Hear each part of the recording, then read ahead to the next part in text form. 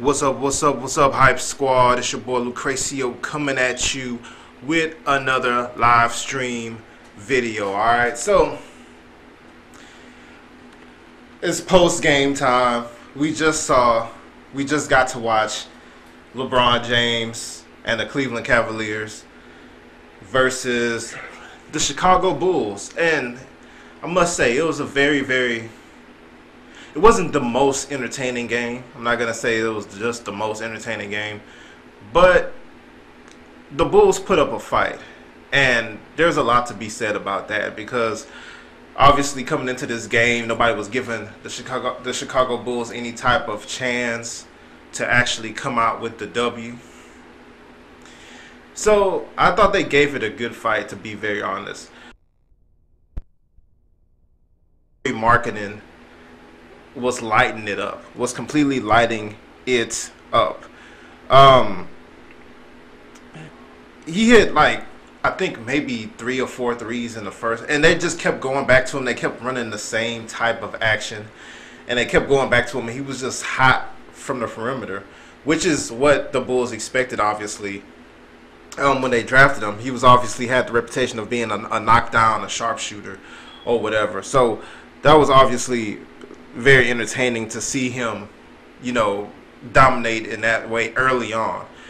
But ultimately, it didn't really last all that long. At one point he went to the bench, and then from the time he went to the bench and came back in the game, he was never really that dominant for the rest of that game, really. So he still had some moments. He still hit a couple shots or whatever, but from the time he left the game, you know, that heat that he had or whatever early on kind of left him. So that's kind of what that was. But the big story of the night was Derrick Rose obviously still being out, and Dwayne Wade moving on to the bench, trying to bolster that second unit to give LeBron some more rest and some more help or whatever. We saw LeBron start the game at point guard. So the starting lineup ended up being LeBron, J.R. Smith, who moved back to the starting lineup.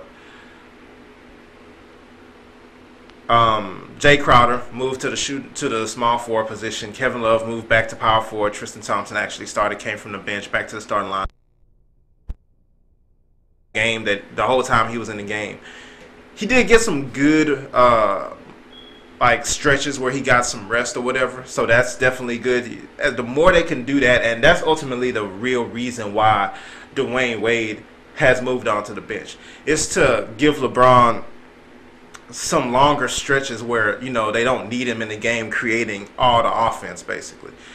So with that being the case, they did move Dwayne Wade to the bench. We did see LeBron with the ball playing a true point guard position, and it was very, very entertaining. Ultimately, it was a very, very entertaining. He was making all kinds of like passes that you wonder how he fitted through. All those thread the needle type passes or whatever. He was giving a steady help into that all night. I believe the final stat line was like 33 points and 13. But he was just really, I won't even say carving the Bulls defense up, because ultimately the Bulls were competing, but that good. So I can't say he was necessarily carving them up or whatever. But it was just definitely very, very impressive to see somebody who is a power forward or who is a small forward actually, who plays power forward a lot, who actually can switch over and play like a full-time point guard without missing a beat, and just be absolutely impressive. So it was that kind of game. Kevin Love, I thought he did not shoot that well from the field this game. I thought he had some good looks from the three-point line or whatever that he wasn't able to convert on a lot of them. He did hit some, but then I feel like he missed a lot of good looks or whatever, which is kind of how I always feel about Kevin Love. I feel like Kevin Love gets a lot of open shots. The whole time he's been with the Cavs, he's gotten a lot of open shots, and sometimes I just feel like he can convert on a higher percentage of them. Kyle Korver, he was in the game for extended minutes or whatever. Kyle Korver is interesting, man.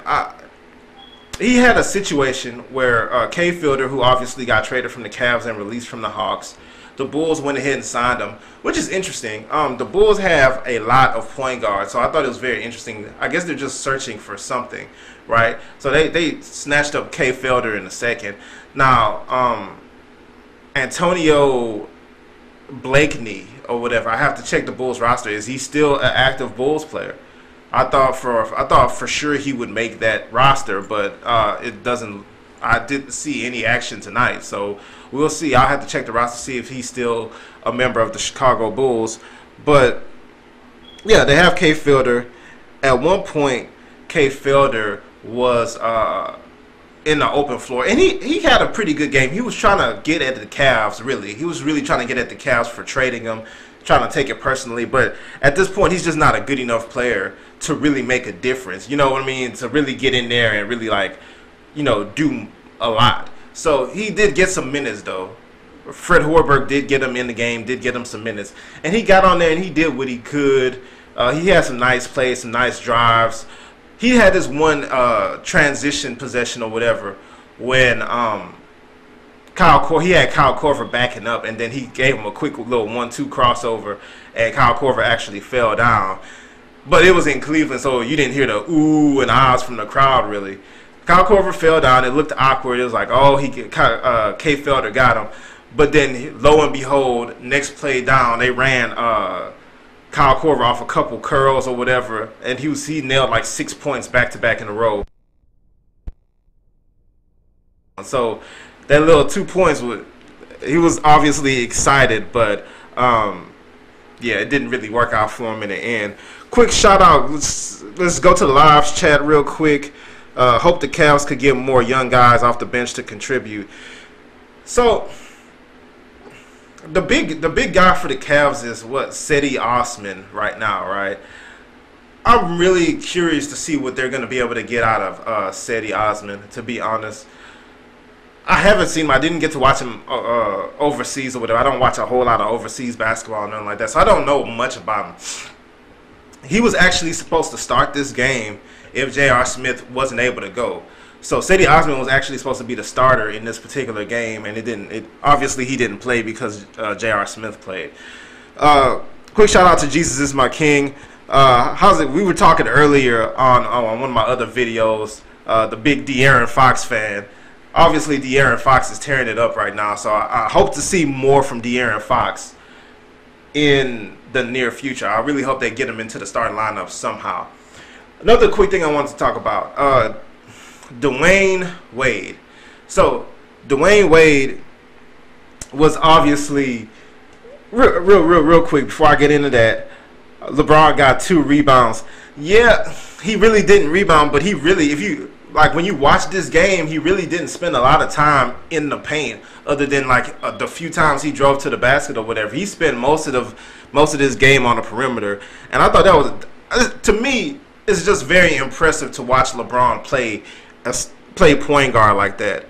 I really do think it's crazy that he could switch over to play point guard. Another thing is, we should really start thinking long and hard before we go comparing people with LeBron these days. Whether it's Ben Simmons, who I think is really good or whatever, but it's going to be very few players that ever come along in the future who could master the game of basketball like LeBron. George Hill should start. He's still good. Now, when I say De'Aaron Fox should start, I absolutely believe it. But that's not to say that George Hill sucks or anything like that. George Hill is a very, very productive basketball player. To me, I didn't quite understand why Sacramento decided to go ahead and pick George Hill up. I thought that he would go to the Spurs. To me, it made perfect sense to go to the Spurs because Tony Parker was injured. Kawhi Leonard needs help, obviously, and George Hill is somebody who already knows that system, already has a relationship with Popovich. He's a Spurs guy. You know, he's one of those guys who fit perfectly into the Spurs culture. I thought that would be a better situation. Now, with the Sacramento Kings, even though George Hill is good and playing George Hill will probably win you more games, my whole thing is you got to get De'Aaron Fox on the floor as much as possible so he can grow. especially if your team's not gonna be a playoff team anyway. Like if the Sacramento Kings were to win like 30, 35 games or whatever, and they have a very respectable season where they win a good amount of games, but they still miss the playoffs anyway, and they just end up with bad draft position. It's kind of like, well, what was the point? And then De'Aaron Fox didn't really get the chance to really get a whole lot of minutes, which he's gonna play a lot anyway, no matter what. But I just thought I'd like to see him start, and I'd like to see them kind of because he obviously has the goods. One thing that I find very, very, very special about De'Aaron Fox is just the fact, like I said earlier, the game looks so easy. Like, he looks like a veteran who's been playing for like 7 years or whatever. The way he gets to the basket, I understand he's just that much faster than everybody else, but he just makes it look so easy to me. So that's one thing I thought was very, very, very special about De'Aaron Fox. All right, so let's move on to one more veteran leadership. Yeah. With Zebo there, I understand the veteran movement or whatever with Zebo and De'Aaron Fox. I just personally, not De'Aaron Fox, Zebo and George Hill, but to me, that duo isn't going to get you to the playoffs or isn't going to get you 40 wins. And if you're not going to get 40 wins at least, then I just feel like De'Aaron Fox needs to be in that mug. But that's just my opinion. So let's talk about D-Wade for a second. So D-Wade made the news, made national news, because he went to Tyronn Lue this week and said, hey, for the good of the team, I want to come off the bench and let J.R. Smith play with LeBron, as he's a floor spacer and it just makes basketball sense. Now, whether that makes basketball sense or not, which I do think it's basketball reasons. I do feel like LeBron does play best with floor spacers. However, LeBron played his best basketball. Nearly his best basketball. I still think LeBron's best basketball ever was 2008, 2009. But he played nearly his best basketball on the floor with D-Wade. So the whole floor spacing thing is, people have said that his whole career. I don't know that there's a whole lot of proof to prove that that is the best situation for LeBron. I think D-Wade, he played some of his best basketball around with D-Wade. The situations where he was in a post, where he did a lot of more post work. He was operating a lot more off the ball. He was running the ball. He was running the offense from the post. A lot of the stuff LeBron did that was just outstanding and unstoppable was next to Dwayne Wade. So it is what it is. However, the role has changed this particular time. Now, it looks like what they're trying to do, this is a whole rest thing for LeBron. The D-Wade coming off the bench. That's what I think. That's what I see when I see this whole D-Wade situation. It's all about the fact that LeBron has to dominate the ball, especially with Kyrie gone, which I could get into it now. I personally think the Cavs will win 60-plus games this year. I do think they will end up being a lot better without Kyrie Irving. I do think a lot of the ISO sets that supposedly they were running because LeBron wants them to run them, I do think they installed a lot of that stuff into the offense because they had Kyrie and there was their ongoing goal to try to keep them both happy and together on the team.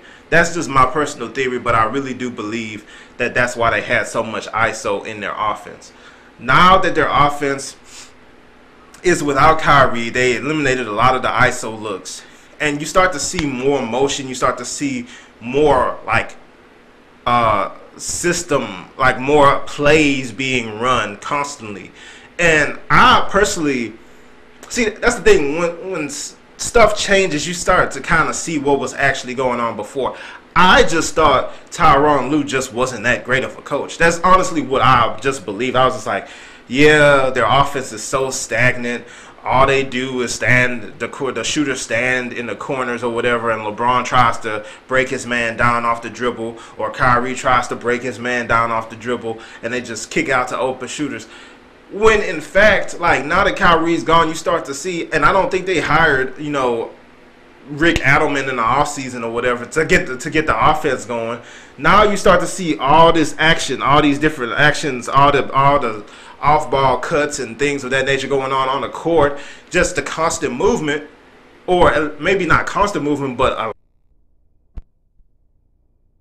we see all this movement on the floor offensively. Now it's just like, well, wait a minute. Okay, so Tyronn Lue is capable of coaching this type of basketball. So what was the real deal? Why are they just doing this now and they weren't doing it before?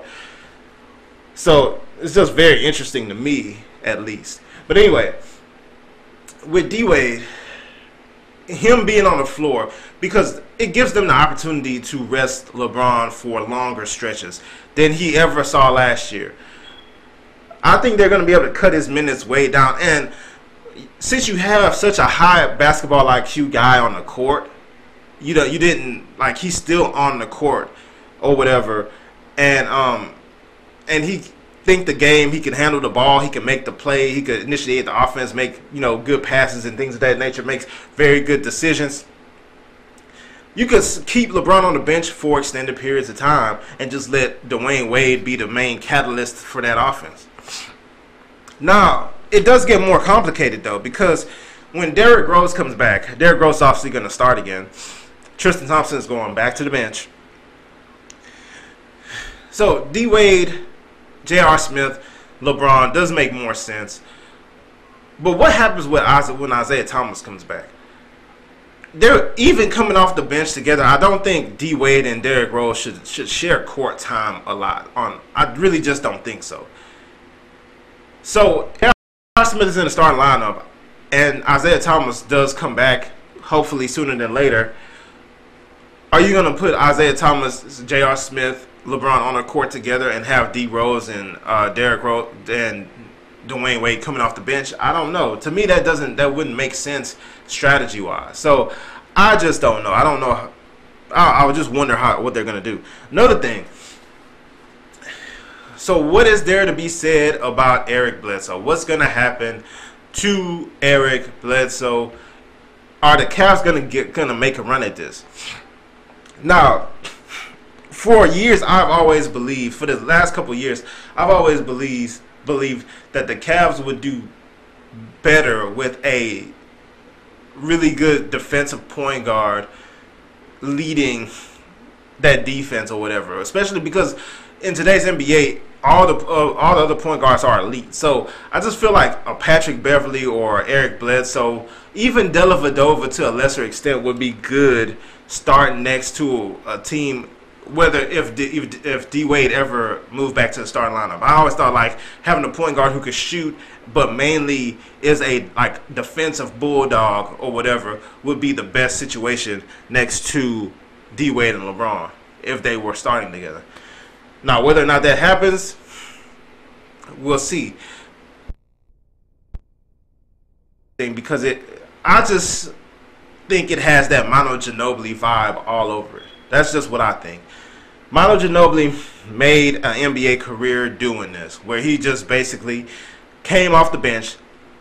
An inferior player would always be ahead of him on a depth chart, right? For years, it was, or it is now, Danny Green, and before Danny Green, I don't even remember the guy's name who was before Danny Green, but it's always been somebody ahead of him on a depth chart or whatever, that he was much better than. And he just comes in after a couple minutes and terrorizes the reserves. Like, he ended up playing like 25, 30 minutes a game or whatever. And it was just a constant advantage for that advantage. And I don't know if D-Wade can necessarily do that, but I think he can approximate that at least somewhat. It's just my opinion. Real quick for the stat heads out there, the final damage for LeBron ended up being 34-13 in 38 minutes. Now, I didn't know he still played 38 minutes. To me, watching the game, it really felt as if he was off the court for longer stretches than I guess he was. Because it really did seem like he was off the court for a while. Like, especially in the second quarter, Dwayne Wade, Jeff Green, Kyle Korver, I believe Tristan Thompson, and who was the fourth guy? And I think J.R. Smith. It seemed like they were on the court for a long time together, and LeBron James was on the bench for a minute. So to see that he still had 38 minutes, I thought it would be less than that. Even though that's better. That's better than 41 minutes that he was playing most of the time last year. But I'd like to see LeBron get his minutes even down further than that. Because ultimately with LeBron, it ends up being how ready are you for the finals and how much gas do you got in the tank for the finals. Another thing I want to touch on as we pass the 20-minute mark is the defense. Now, the defense for the Cavaliers still comes and goes. It still came and went tonight. But when it came, like, they looked very, very tough defensively. I really thought they looked very, very tough defensively at some points. The Bulls, even though it's against the Bulls and the Bulls are not good, they had Justin Holiday out there trying to beat Tim Hardaway Jr., jacking up shots, and it was just weird. It was just weird to see who the Bulls are like starting to turn to now. But so the Bulls obviously aren't good by any stretch of the imagination. But I just thought at times the Cavaliers defense looked really good. They were really fast. Like, they were really fast. Especially the lineup with Jeff Green, Dwayne Wade, J.R. Smith. Who else? I think maybe Jay Crowder was out there with them and Tristan Thompson. I don't remember exactly what the combination was, but they were fast. They looked very fast when they were trapping the ball. They were pushing the ball handler out more, so you kept seeing Chicago trying to pass around the perimeter, but at the time they were like a foot behind the three-point line. So that defense was tough. They were denying all penetration into the lane. They need to keep that up. Now, you can have 5 good defenders in the starting lineup and still be a bad defensive team. Defense is not necessarily about individuals. It's about continuity. It's about chemistry more than anything, in my opinion. It's all about chemistry. So, to see them play defense like that, even though it wasn't consistent for the whole game, but to see them play defense like that was a good sign to me, because I felt like they're starting early. And if they could start building those habits early, then it will bode well for them later on in the during the playoffs. But even though the playoffs aren't going to be they're going to sweep through the playoffs just like last year, most likely. Maybe if the Bucks can get a 4th seed or something, maybe they can kind of take a game or two. But I don't see anybody in the Eastern Conference really giving the Cavaliers any trouble. It's really the finals that they're looking at. And when they get to Golden State, another thing, the switches, there was good communication. Like I said, there was lows. The defense wasn't consistent the whole night. But when they were really locked in on defense, the communication was there. The switching was crisp. You didn't see a lot of miscommunication. You didn't see a lot of losing assignments or whatever. They were passing the man to the next man, and they were extending out. You know what I mean? They were pushing the offense out further. The offense had to start initiating their offense too far from the basket. So I just thought the defense, at times this game, showed signs of the makings of a dominant defense. Now, that may be wishful thinking.